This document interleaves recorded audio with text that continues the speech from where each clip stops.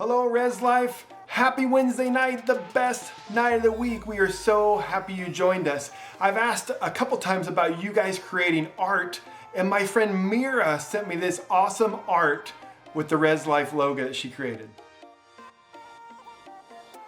How cool is that? Mira, thanks for sharing. You are so talented. If anybody else has art they want to share with us, send it on over. We'd love to include your art in our Rezlife videos. I've been so happy with some of the creative things that we've seen online and the things that have just brought laughter and joy. So one of the things I saw was putting your name in Google with glamour shots after it. So now when I was young, like glamour shots was a big thing. Like moms and daughters went and got their glamour shots together. So I thought it'd be funny to see Rezlife glamour shots. So what we did is we put our name in and then with glamour shots and see what we came up with. So are you ready for our game for today, Fam Glam?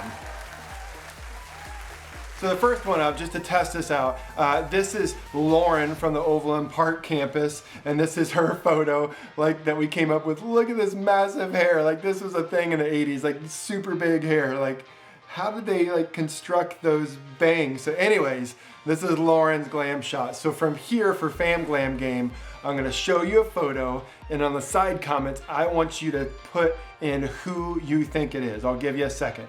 So here's the first one. Look at the curly hair and like the bandana and like so much makeup. Like so much makeup and like the off the shoulder. So who do you think this is? Over in the comments, who do you think it is? I'm gonna count you down. 5, 4, 3, 2, 1. This is Ashley's glamour shot. Ashley Morgan Kirk, our high school pastor. This is her glamour shot. How great is that? All right, you ready for the next one? And go. Like the hair is so big on this, like her face looks really, really tiny because the hair is taking up so much room. So who do you think this is? 5, 4, 3, 2, 1. This is Shannon, our confirmation pastor. Shannon Green, our confirmation pastor. So remember, this isn't actually her. This is what we Googled, Shannon glamour shots. All right, you ready for the next one? Boom. So I know that everybody remembers like the 80s and stuff like this, but this is perfect. Like the pink boombox and the off the shoulder and like the really rad ponytail that's busting out there. Like, can we bring back pink boomboxes and ponytails? I think we're onto something. So what's your guess is? We're seeing them in the sidebar here. 5, 4, 3, 2, 1. This is Taylor. This is Taylor, our pastor of like care and discipleship and families for Rezlife Leewood. So this isn't just a girls thing. Like guys had glamour shots as well. So are you ready? Who's this one here? I mean, the perfect little fro and the cat like looking up to the side. This is so fantastic. So who do you think this is? 5, 4, 3, 2, 1. This is Nick Kaufman, our worship leader here at Leewood. This is his glamour shot. Nick, I like the cat. I don't think Nick's really a cat person, but I like that there's a glamour shot here with a kitty in it. All right, so final one on the screen. Ready and go. I know we talked about glamour shots, but this is like awkward photos. Like, why is he wearing spandex? What is happening here? So here, who do you think it is? 5, 4, 3, 2, 1. All right, this is mine. This is the Todd Google glamour shot. You will never catch me wearing a spandex bodysuit, so I'm sorry that you had to be subjected to that.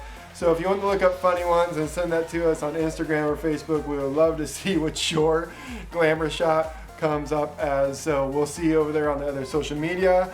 At this moment, we're going to move past the silliness and into a wonderful worship time with our worship leader, Nick Kaufman. Nick, take it away. Hey everybody, it's Nick, your worship leader for Rezlife Leewood, and I'm so glad to be leading worship with you tonight.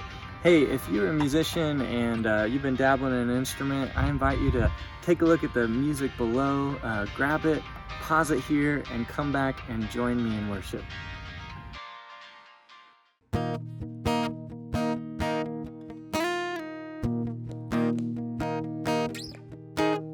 Love is patient, love is kind, from the start till the end of time. find your love. Love protects and perseveres, always trusts and never fears, bears, believes and hopes, hears your love. I could speak in tongues of angels, but I'm just a clashing cymbal. Oh, without your love, your love, your love, your love, your love, your love, your love, your love, your love, your love, your love goes on.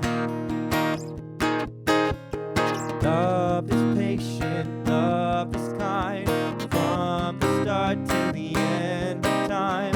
Everywhere we look, we find your love.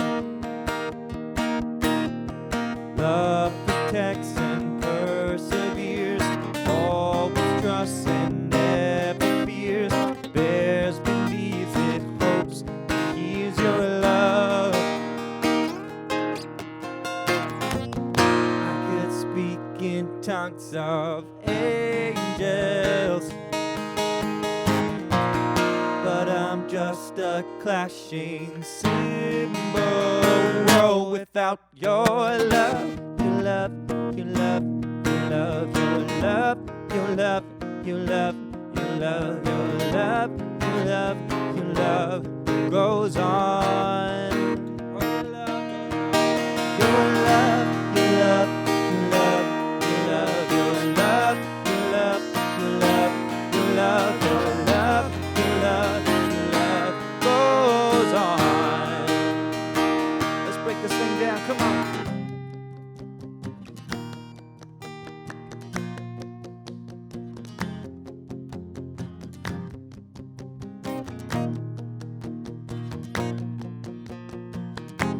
Your love goes on and on and on and on and on and on and on and on and on and on and on and on and on and on and on and on. Your love, your love, your love, your love, your love, your love, your love, your love, your love, your love, your love goes on. Your love, your love, your love, your love, your love, your love, your love, your love, your love, your love, your love goes on.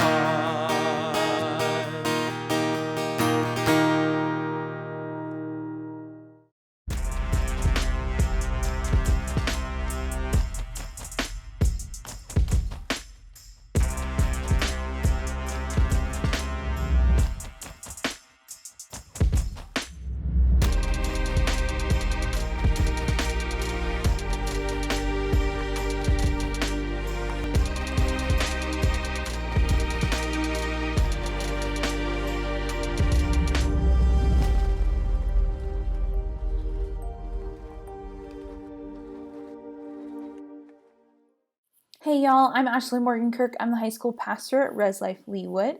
I'm glad you're here with us today. So I want to ask you an important question. Do you like to be invited to things? I mean, my heart almost leaps at yes, I love to be invited to things. I love to be included. Even if I say no, I just want the invitation, right? Many of us are in the same boat, whether it's to hang out with a friend or to play games or to go shopping or go to lunch or go to a party. Many of us just want the invitation. Now, here's a curious question. Why do you think we say yes to invitations? What do you think it has to do with what gets us to say yes? So there are probably a lot of potential reasons. Maybe you said yes to an invitation because you enjoy going, or you thought you might actually have a good time. Maybe you said yes out of guilt, like you didn't know how to say no, but you really want to go, but you just ended up saying yes out of that guilty feeling. Or maybe you've said yes to an invitation before because you were just simply curious, what would happen in this situation? What might happen here? And there are probably a lot of different reasons why you would say yes to something. Here's the thing. If somebody invited me, no matter who they were, to a Beyonce concert, I'm hands down going to go, even if it's just a stranger, because it's Beyonce. But pretty much every other invitation, I think there's one key factor that would make me go, and it's the who, not the what. I think the most common reason we say yes to invitation is actually not the what, but actually the who. There are many people in your life, and you know these people, like people that you have class with, people you're on the same team as, that they might invite you to the most amazing thing. Like I know Post Malone was here last month or something.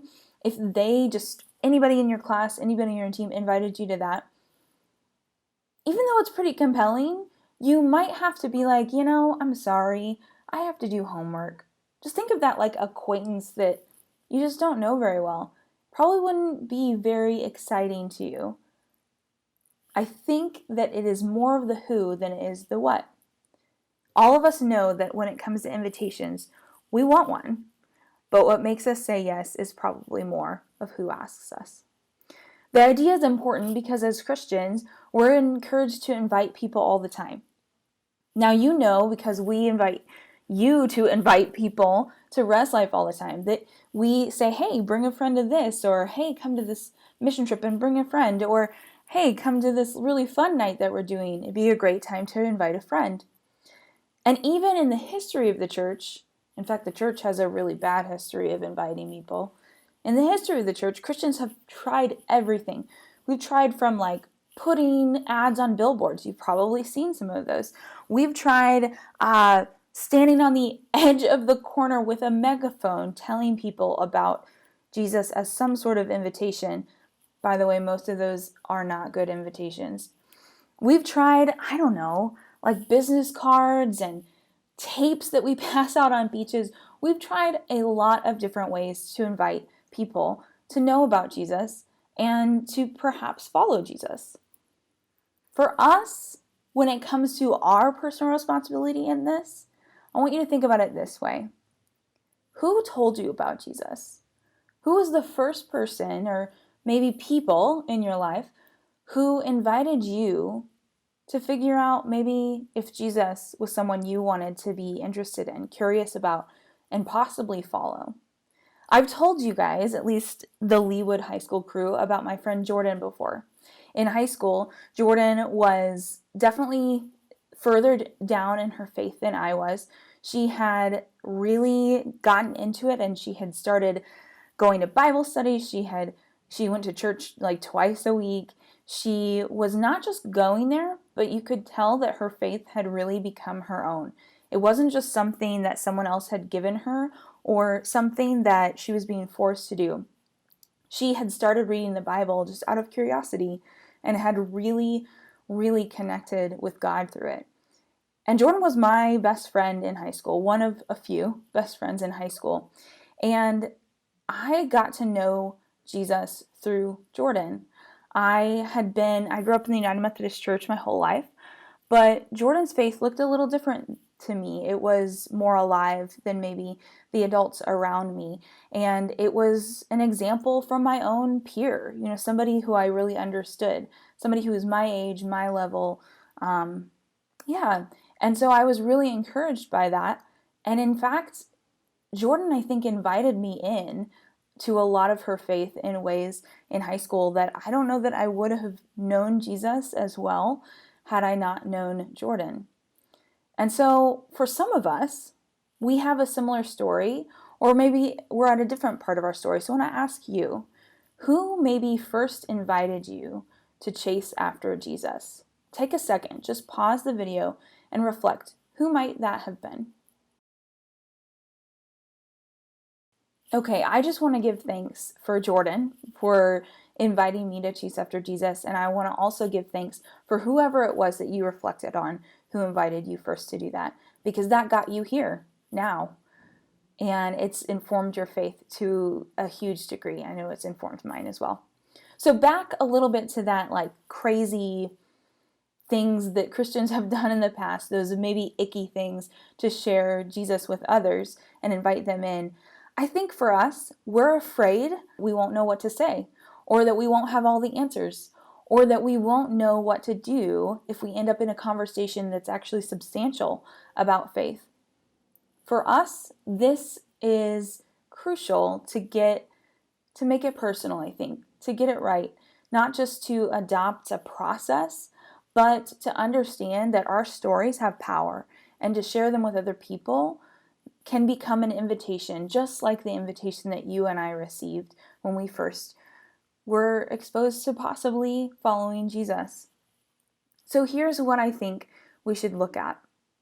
We have a less awkward, a less scary, and a more effective way to share your faith that we want to talk about today. And it goes like this. If we want to be people that can invite others to follow Jesus, then our lives need to look like the lives that are following Jesus, that can easily extend an invitation, that the who, because of who we are, matters more than the what, the invitation to consider figuring out this Jesus guy. All right, to talk more about that, I want to read you an interaction from the Gospel of John. Now, John was somebody who walked with Jesus, and he took in all of his experiences with him, and then he wrote them down, all those that he could remember of the time. And he's one of 4 people who did this: Matthew, Mark, Luke, John. This is in the New Testament, and I just want to read you one small interaction he had. But it's so important, especially the phrase at the end. So here it is from John 1:45 through 46. Philip found Nathanael and told him, "We have found the one Moses wrote about in the law, and about whom the prophets also wrote, Jesus of Nazareth, the son of Joseph." Nazareth? Can anything good come from there? Nathanael asked. "Come and see," said Philip. Now I told you, it's short, right? But the phrase at the end, "come and see," is really important. Here's why. I really like Andy's ice cream. Have you had Andy's yet? It's really good. I want to ask you though, I could describe Andy's. Andy's, I really like they're just vanilla cone. They make their custard every day and it's fresh. And I don't know how, but somehow they make it taste amazing. I guess it's the freshness every day. I guess maybe it's the quality ingredients. I'm not sure what it is. But what I do know is I love having it. And it's so yummy. Would you rather me continue to tell you about it? Or would you rather me say, "Hey, why don't you come and see how awesome Andy's is? Come and see and get a cone with me or get a concrete with me and just enjoy it because it's so good." I'm going to think you're going to want to do the latter, right? You're going to want to go with me and get ice cream. I mean, who wouldn't want ice cream right now? Or go anywhere right now. Here's what I mean. Experiencing it is more effective than explaining it. It's always more effective. And this is also what I mean by that. We have the ability to influence others through our experiences with Jesus, through our own faith walks with Jesus, through our own lives. The way that we live them is the billboard for Jesus, is the tape that we can walk along on the beach and share with others. It is the business card about how to get to know who God is, but it's a much better version. Why? Because it's much more personal and it's much more real and it's about who, not what.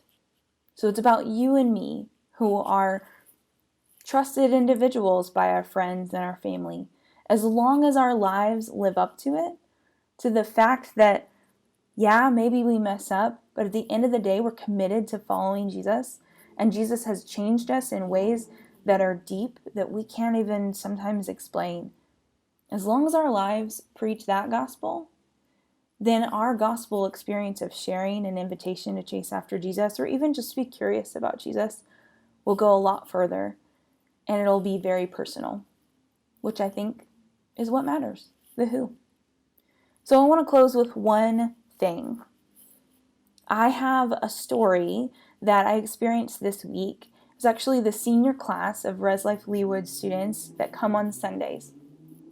So we have a co-leader who leads that class. She's a wonderful volunteer, and her name is Jill. And Jill's father passed away this past Sunday. In fact, he passed away while we were in our Zoom small groups on Sunday for Sunday gathering.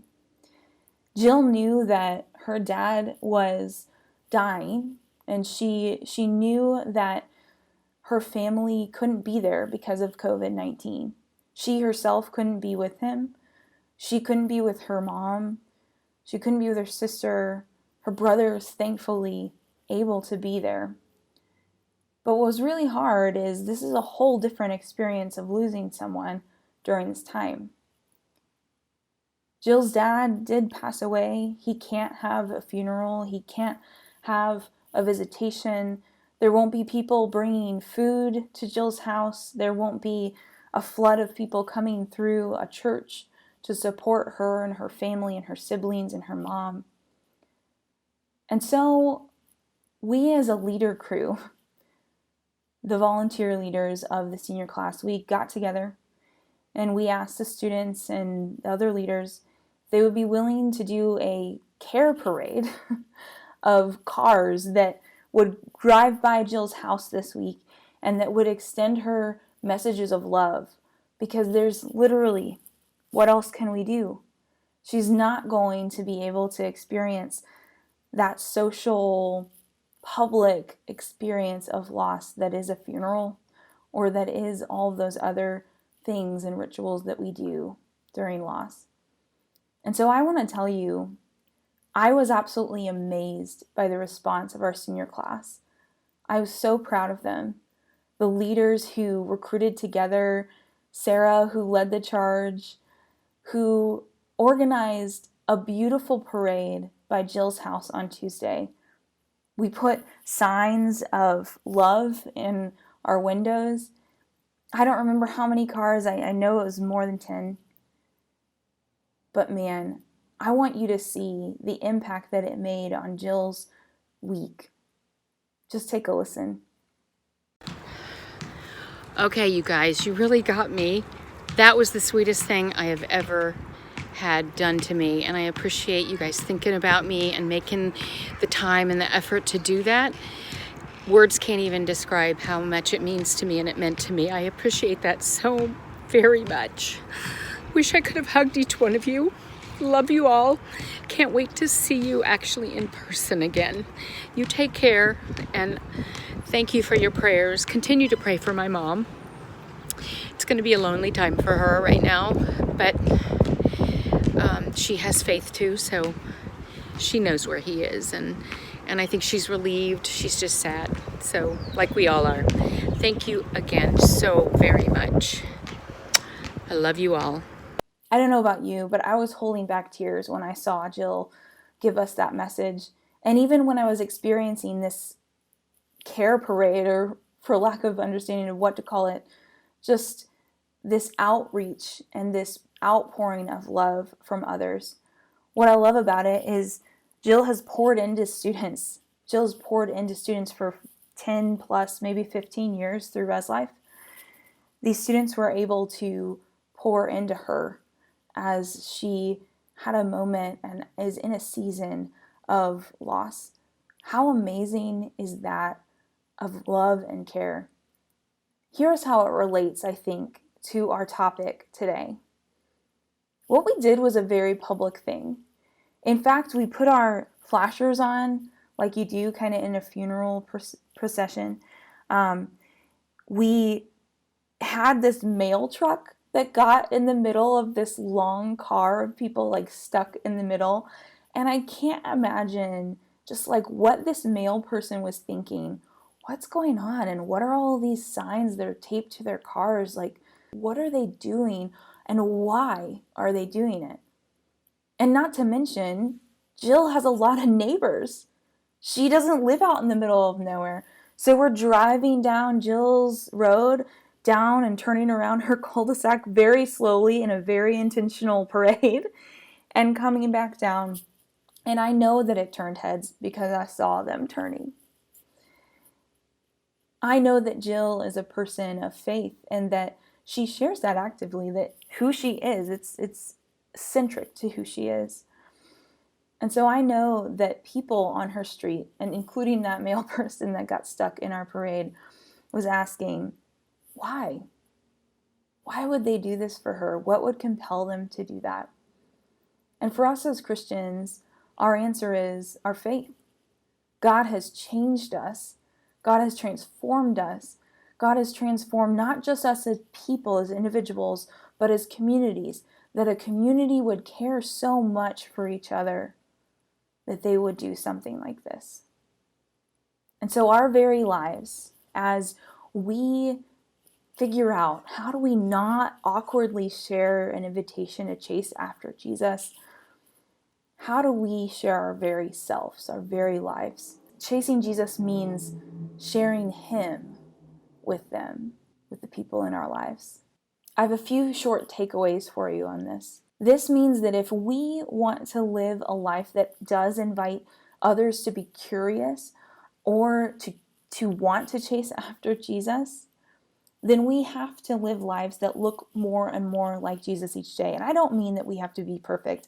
I am not here for that. I am not perfect, and y'all know that. What I'm here for is living a life that embraces grace every day, that admits that we need that every day, and that is transformed and open to newness every day that God has to offer us, that Jesus can and does do in our hearts and in our lives. That means that chasing Jesus means sharing Him with them as well. Not just ourselves, but Him through our very experiences. We want to live lives that make others ask, why are they living this way? Would you pray with me?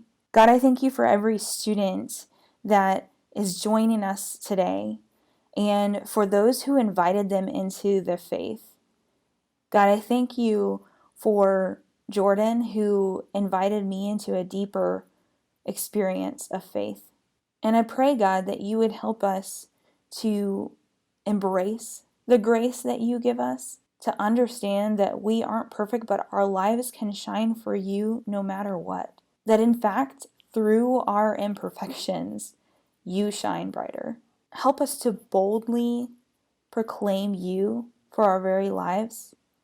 Help us to explore how you have changed us so that when we get asked the question, why is your life this way?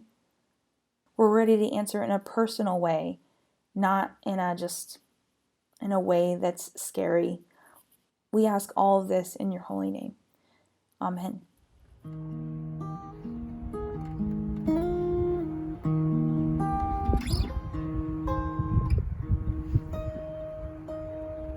Love is patient. Love is patient, love is kind. From the start to the end of time, everywhere we look, find your love.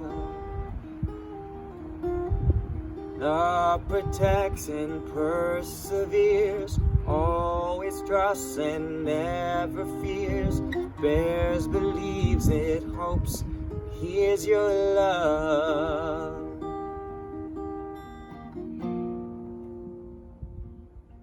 Wash your hands and say your prayers, because Jesus and germs, they're everywhere.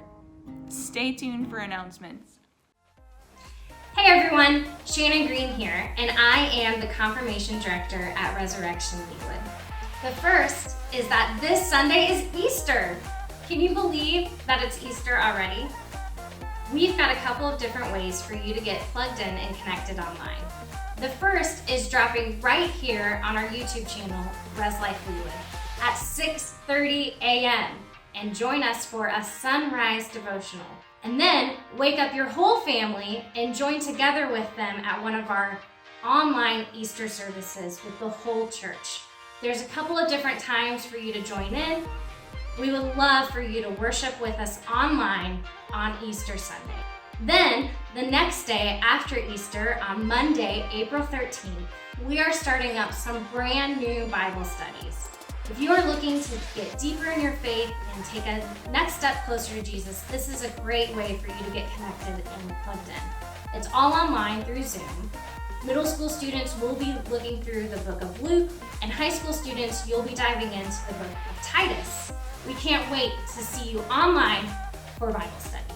If you or someone you know has a prayer request or a care concern, we want to make sure that a staff member of Rezlife is reaching out to you and getting the care you need. So there's a link directly in the bottom of this video's description that you can go ahead and connect to someone on our staff, or you can also go to core.org/students to submit that prayer request. You can also just send it in to your small group leader if you prefer. We also want to make sure that while you're down in that description, you sign in, submit your attendance. We want to make sure that we know that you're here and that you're getting all the latest info from us online. Be sure to also like this video and subscribe to our YouTube channel, Rezlife Leewood, so that you know when all the latest videos are dropping here on our YouTube channel. Finally, we're about to break into our small groups now, so you should have received a Zoom link from your small group leader. If you didn't, you can go to core.org/students to find out how to get connected to your small group. Be sure to join us again next week right here on our YouTube channel, Rezlife Leewood. We're going to be starting a brand new series called Undefeated. So we'll see you back next Wednesday, 6:15 p.m. We can't wait to see you then.